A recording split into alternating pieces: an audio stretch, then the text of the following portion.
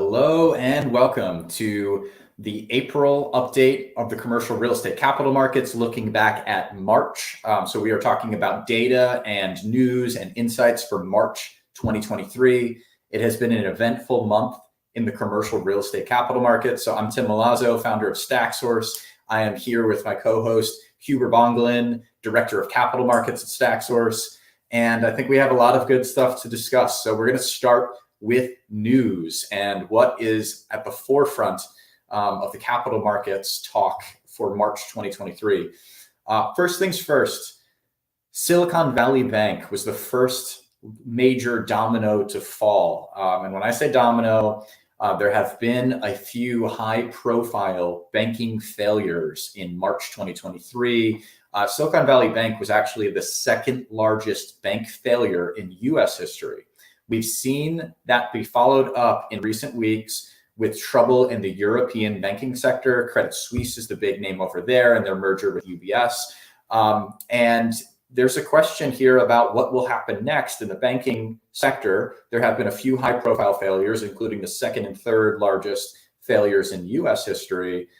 Are those going to become hundreds of failures? We don't know, but in March, there have been some high-profile failures, and it is putting question marks in the banking sector. Second thing that is making headlines from March is the Treasury yields curve. Huber is going to walk us through what that looks like and where rates are going in a second. But one thing to know right away, the 2 to 10 year Treasury spread is still inverted, but it's dropped from 88 basis points inverted to 58 basis points inverted. So the 2 10-year spread is getting tighter. It is still inverted. That is still a recession signal classically.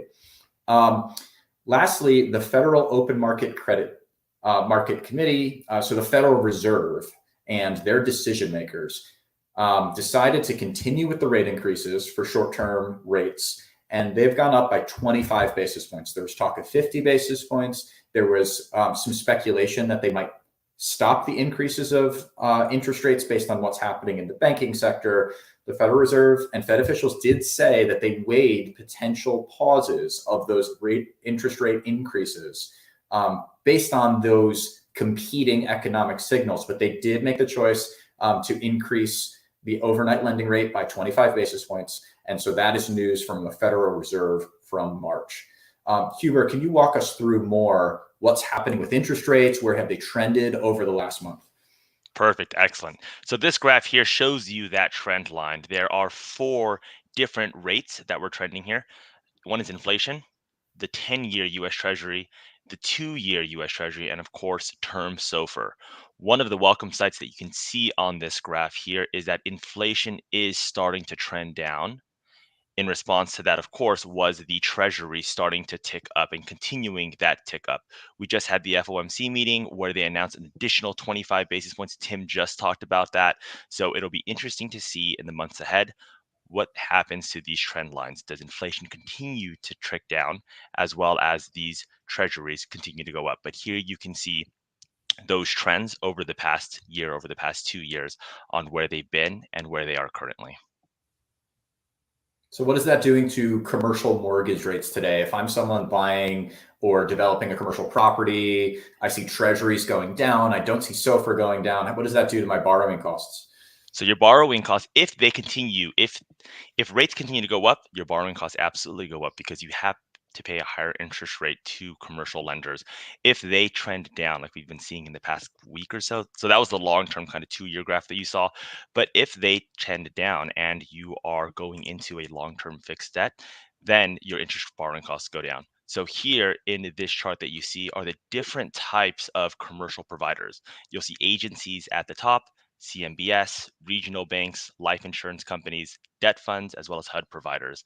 And the interest rates is more of the spectrum of the lower bound and the upper bound that these types of providers typically range within the lower bound and upper bound of interest rates, depending on a lot of different factors, risk on the deal, duration, so on and so forth. But if you can see it at the bottom, or you can go to our website at stacksource.com, we are tracking these rates daily. So for the most up-to-date information, you can visit us at stacksource.com, commercial mortgage rates, so that you can see if you are in a deal or if you are creating a pro forma or analysis of your current deal, what it would look like in today's market for specific types of loan programs, you can go there to see where rates are at today.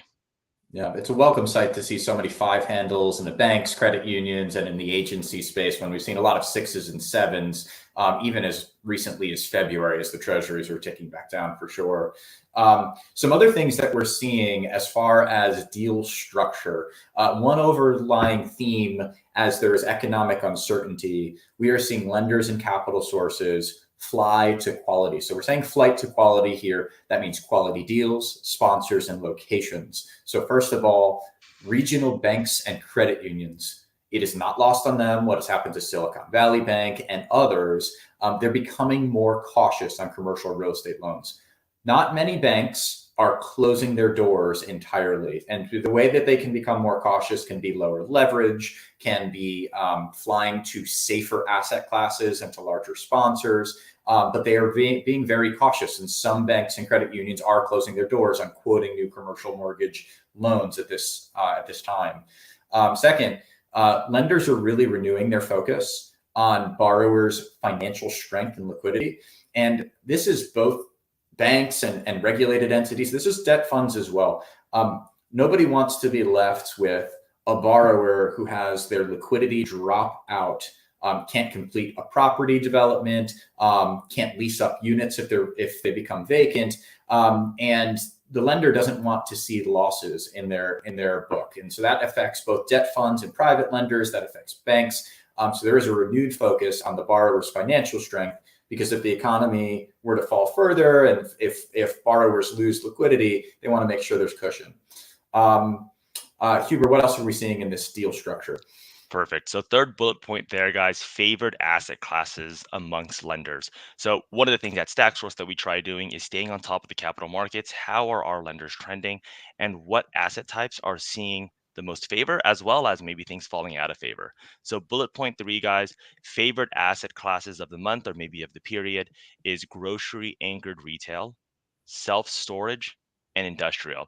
And you can see the theme here, that flight to quality. These are strong asset types, grocery anchored retail. They withstood the pandemic within their essential services. Those were the types of things that lenders really were interested in.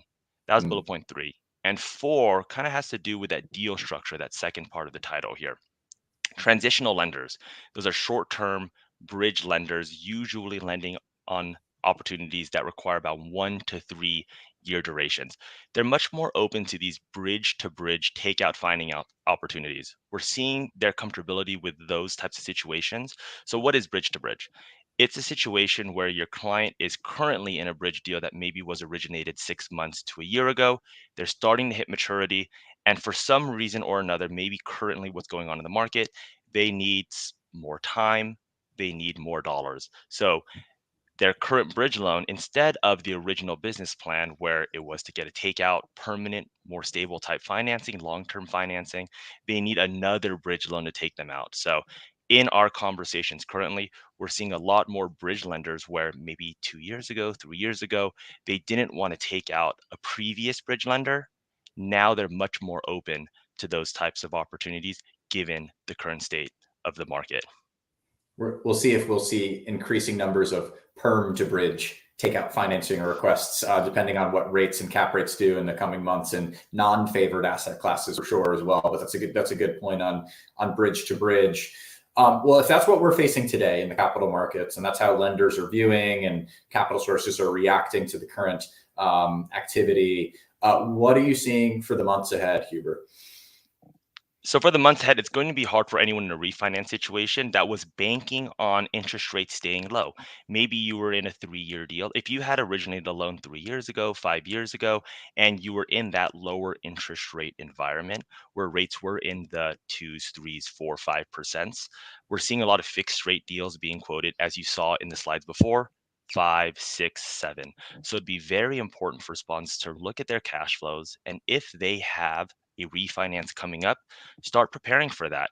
Can the current cash flows of your properties justify a refinance at a 5 or 6% interest rate currently? In the months ahead, we're going to start seeing a lot more maturities that are facing those types of questions. And hopefully it doesn't lead to a default. Hopefully it leads to being able to work it out. But those will be things that sponsors need to consider, especially in 2023. Awesome. So as far as Yeah, rates with the bond traders, mhm. is there a disagreement here between them and the Federal Open Market Committee about where rates are going to go? Yes, thank you. So on this slide, we'll start with bullet point one. When it comes to the next meeting that's in May, as well as future meetings this year, bond traders will be looking closely at what is it that the FOMC is looking to do. Are they going to continue to fight inflation by increasing rates, or are they going to lower those rates later on in future meetings? That would be bullet point one. The second one that you see here is eyes and scrutiny on regional banks. What is the Fed? What is the FDIC? What are these institutions that we have? How are they going to help the situation? Will there be bailout activity? So there'll be a lot of, or there'll be a lot of eyes on it, as well as will additional regional banks follow in the same suit? Will that news continue to come out? And then lastly, that you see here is a slowdown in investment sales activity. You may have seen it in the news. Q1 data has come out, Q4 data last year has come out. So you're starting to see a trend line of slowdown in investment sales, but will they remain subdued despite treasuries going lower, or will they eventually start picking back up? So those will be Right. data dependent, but you're starting to see the headlines right now come out of lower investment sales activity these last few quarters. Yeah, and it's been severe for a lot of areas of commercial real estate. I know multifamily investment sales in particular have been very slow. And, in states that are not favored and asset classes that are not favored, we see a lot of large brokerages laying off support staff and trying to keep their best brokers happy and satisfied until activity picks up. So I think the investment sales activity is going to be an interesting one to watch. Thinking how long can brokers and brokerages wait for their next commission opportunities as activity is expected to pick back Right. up. So that's interesting. Um, so as we are about to transition into question and answer, if you are watching live, and we know that many will be watching the replay, but if you're watching live, go ahead and drop questions into comment box on the social media or video platform of your choice. We're live across LinkedIn, Facebook, and YouTube right now. But feel free to drop in questions or to email questions to hello@stacksource.com, and we'll be taking questions in a minute. As far as us and StackSource, quick promo is that we are an expert capital advisory team. We work on commercial financing assignments across the country. We bring transparency because in addition to being an awesome team of capital advisors, StackSource also has software engineers building a web platform, showing you your matched lenders, showing you capital opportunities that you can pursue for your given commercial real estate asset. We have now arranged more than $1.5 billion of financing across the country, launched a few years ago, and we're one of the fastest growing commercial mortgage and commercial financing shops in the country. Quick promo over. Let's get to questions and answers and keep talking business. Hubert, I have a couple of questions here on the side. I'd love to start with you on a couple of these and get your thoughts. And as Sure. more live questions come in, we can field those as well. You did touch on interest rates and where they might go with the bond traders. The question I have here is with rising interest rates, how are bridge lenders viewing interest reserves? Could you give our viewers a quick definition Yeah. of interest reserves, and then how is that changing today? Sure. So when we talk about interest reserves, we're talking about the debt service payments that you owe to the lender. And in that first part of the question, I think you said, how are bridge lenders viewing interest reserves? So we talked about it earlier. Bridge lenders are those transitional type lenders that are loaning out dollars for about 6 months to maybe 3 year durations, typically 6 months to 3 years. Now, within that 6 months to 3 years, there's interest payments that are needed to be paid.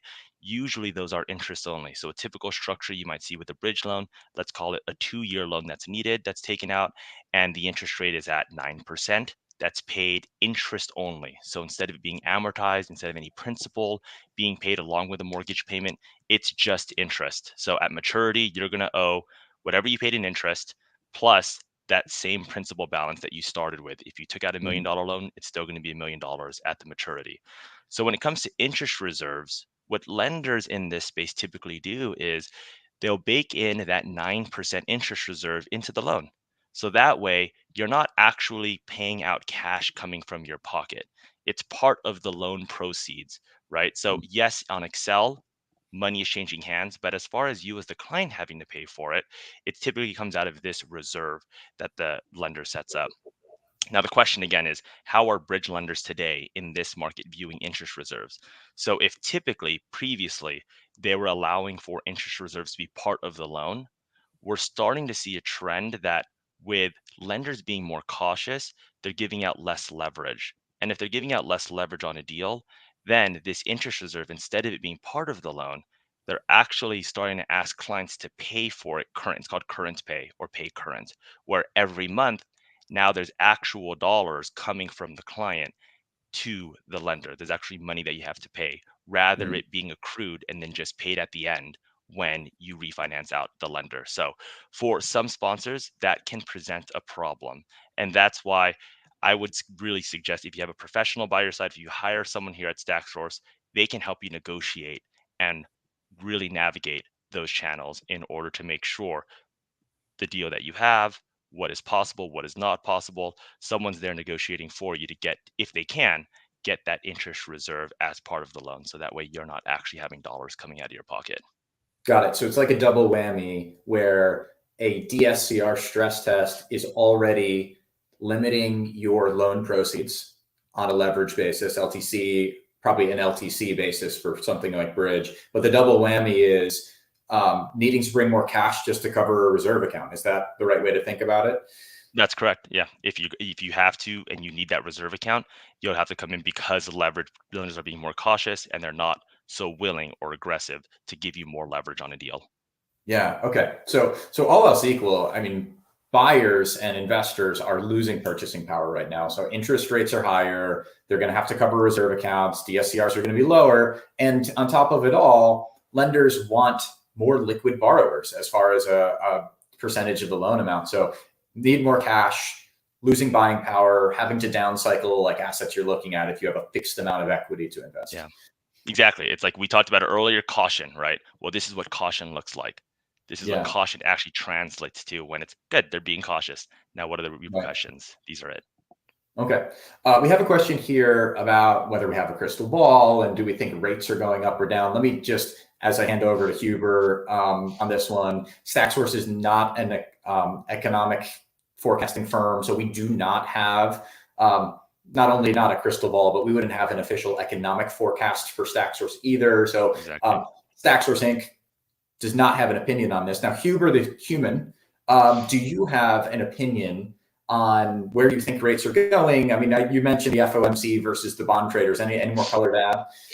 I have an opinion, but again, I love how you preface this with that because exactly, no one has a crystal ball, and there's going to be articles that have already been written that are currently in the process of being written that because it makes headlines whenever anyone, especially if they have an economic degree tied to them or a backing, publishes what they think is going to happen, Yeah, and they're in a position of authority, people are going to listen. So that is the preface. But what do we know? We do know that there's a difference between what the Federal Reserve has said, what Jerome Powell at his FOMC meeting has said and continues to state, as well as what these bond traders are thinking. He has said, Jerome Powell and the Federal Reserve has maintained the position that they will stay data dependent, that they yeah, are not looking and don't expect for rate decreases, but they will be looking towards the data in order to guide future policy decisions. So that's the Federal Reserve. But bond market traders, they are pricing in and expecting that in the latter half of this year, rates will start coming down. So those are the yeah, two differences that we do know to be true. Now, Hubert, human being, what do I think will happen? I do think that in the next quarter, right, you'll start seeing employment numbers go up. Unemployment numbers go up, excuse me. mm, You're seeing headlines for it now because companies announce it now, but it doesn't come out in the data until a quarter later, right? So if the Fed is making decisions based off quarterly data that is not coming out until the future, and we're seeing headlines now for increased that tend to lead to increased unemployment, it'll be very interesting to see if inflation, as we saw earlier, continues to go down and unemployment continues to go up, then that's a pretty clear sign that the Federal Reserve's hand will have to pause or start lowering interest rates. But yeah, if inflation stops, balances out, or inflation goes up, and then the quarterly numbers for unemployment kind of stays the same, it doesn't seem to, then you'll see. But I think that unemployment will start to tick up. Hopefully, the trend of inflation continues to go down, and Right. then the Fed will slow down on their interest rates or pause entirely. Right. I guess the worst scenario for the economy is unemployment starts to go up, but inflation is still high, and the Fed is forced to choose between which of their piece of their dual mandate they need to That's right. fight. We have a question from LinkedIn. Why is multifamily asset class declining in sales? Is it because of interest rates not penciling out with cash flows? Are there other things we've noticed? I think this is in response to the comment about multifamily investment sales being one of the worst slowdowns. I'll give my quick opinion on this, and Huber certainly jump in. Sure. All other things being equal, if you have a low cap rate asset class, and so think the darlings of this past few years of investing, multifamily, industrial, that's what's been in the news for years. And there's been a lot of investment for multifamily and industrial. If cap rates are going to rise, and let's say cap rates, broadly speaking, follow the Treasury, yield, and they haven't followed too closely, but it's also a lagging indicator. If cap rates rose uniformly for all these asset classes, the low cap rate asset classes would get hurt the most. Now, we haven't seen a lot of cap rate expansion. We have seen cap rate expansion for commercial real estate, and that means lower property values. But we also said industrial is one of the safe favorite asset classes for lenders. So what's going on? This is all a function of demand.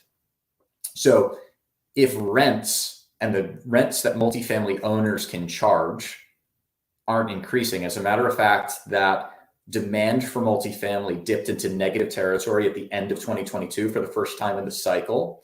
That is something that multifamily investors that were buying in the last 2 or 3 years were not projecting. Like everybody's putting in, we expect rents to rise at this rate. And when rents are rising at double digit rates, I mean, everybody's pro forma works out. All of a sudden, when demand goes negative, we've seen that happen in multifamily, broadly speaking, on a national scale. You obviously have to know your own local market.